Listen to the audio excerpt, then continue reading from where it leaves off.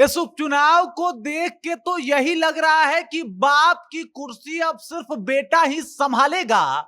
और वो जो राजनीति में नेपोटिज्म वाला बात है एकदम स्पष्ट दिखाई दे रहा है। आपको बता दूं कि हर सीट पे जब आप जाके देखिएगा तो आपको पता चलेगा कि भाई साहब जहां से भी कोई उम्मीदवार चुनाव लड़ रहा है, या तो उसका पिता जो है वो पहले विधायक रह चुका है, या तो उसका पिता बहुत बड़ा नेता रह चुका है, और वो इस उपचुनाव में एकदम माहौल देख के अपने बेटे को राजनीति में लॉन्च कर रहा है। अब जब इसको आप देखिएगा और समझिएगा तो आपका माथा घूम जाएगा कि बाप रे बाप, इतना बड़ा हमारे साथ स्कैम हो रहा है और हम जनता हैं कि एकदम मूर्ख बन रहे हैं। क्या है पूरी जानकारी, किस तरीके से जनता को गुमराह किया जा रहा है इस उपचुनाव में, ये सब कुछ मैं आपको बताने वाला हूं। लेकिन उससे पहले मेरा परिचय जान लीजिए। मेरा नाम है रजत और आप जनता जंक्शन देख रहे हैं। आपको बता दूं कि एक जुमला बड़ा प्रसिद्ध है कि तुम्हें पता है मेरा बाप कौन है,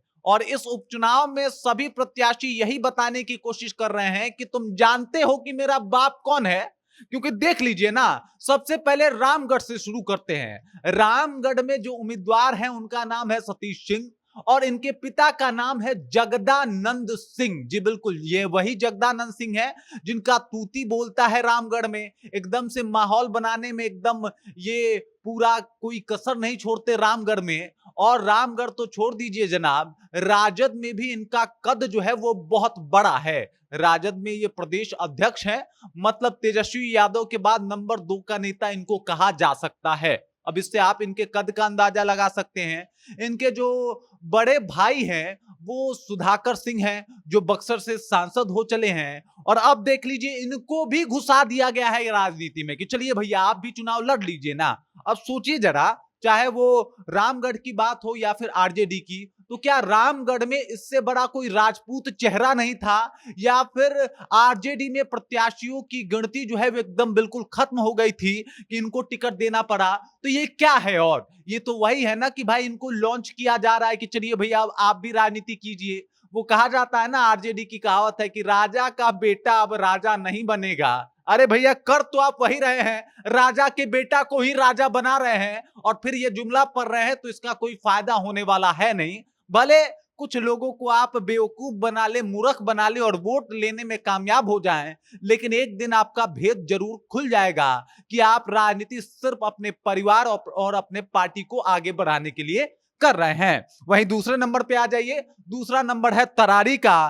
तरारी में सुनील पांडे ने अपने बेटे विशाल प्रशांत को चुनावी मैदान में उतार दिया है, और यहीं से उनकी चुनावी करियर की शुरुआत हो रही है। अब जरा समझिए, तरारी से जो है वो सुनील पांडे इससे पूर्व भी विधायक रह चुके हैं। अब उन्होंने बीजेपी ज्वाइन कर लिया, और बीजेपी वालों को बिल्कुल सारे गुण जो है एक प्रत्याशी में, ये बड़ा नाप तौल के प्रत्याशी चुनते हैं, और वो सारा गुण एकदम विशाल प्रशांत में मिला है। उससे बेहतर कैंडिडेट पूरे तरारी विधानसभा में कोई नहीं था।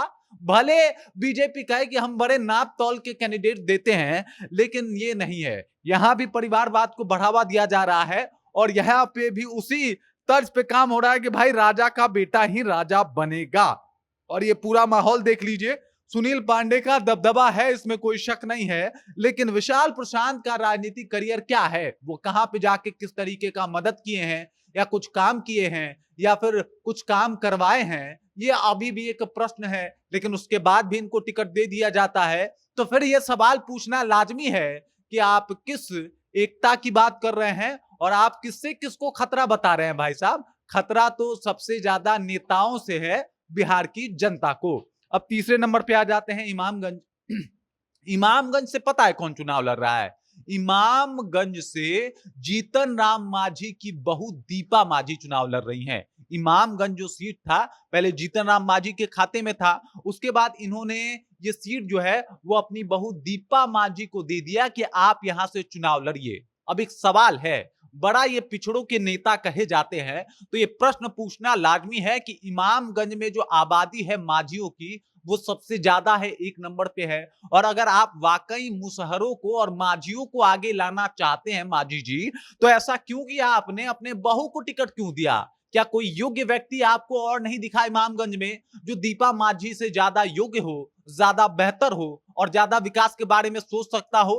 क्या उसे एक मौका मिलने का अधिकार नहीं है? क्या उसे एक मौका नहीं देना चाहिए था? लेकिन बिल्कुल नहीं भाई साहब, इनके बेटा विधायक बनेंगे, ये सांसद और इसके अलावा ये केंद्रीय मंत्री बनेंगे और अब इनकी बहू विधायक बनेगी। बाकी जनता वोट देगी, उसे नेतृत्व करने का कभी मौका नहीं मिलेगा।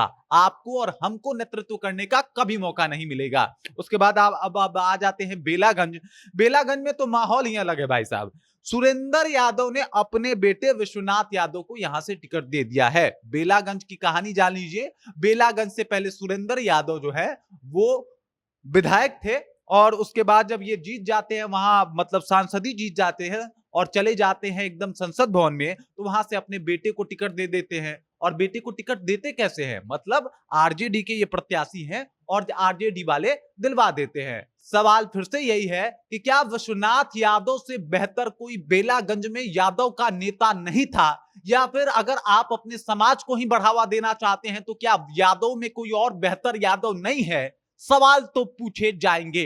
ये सिर्फ पार्टियां जो हैं वो अपने उत्थान के लिए काम कर रही हैं, अपने आप को आगे बढ़ाने का काम कर रही हैं। इधर देख लीजिए, रॉकी यादव की मां जो है वो मनोरमा देवी चुनाव लड़ रही हैं। इनके पति एमएलसी जेडीयू में रह चुके हैं और फिर जेडीयू ने इनको मौका दे दिया। अरे भाई साहब, आप किसी और को मौका क्यों नहीं देते?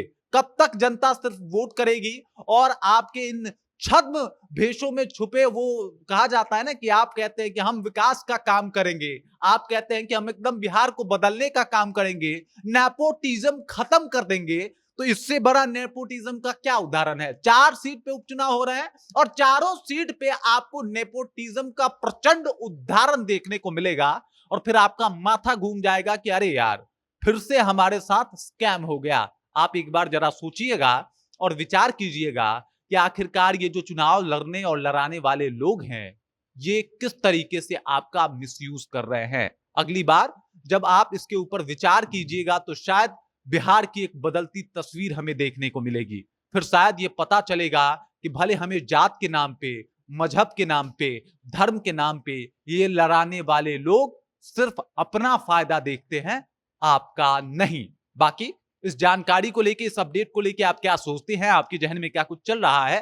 कृपया कमेंट कीजिए और अपना विचार हम तक पहुंचा दीजिए। बाकी आप देख रहे हैं जनता जंक्शन और मेरा नाम रजत है।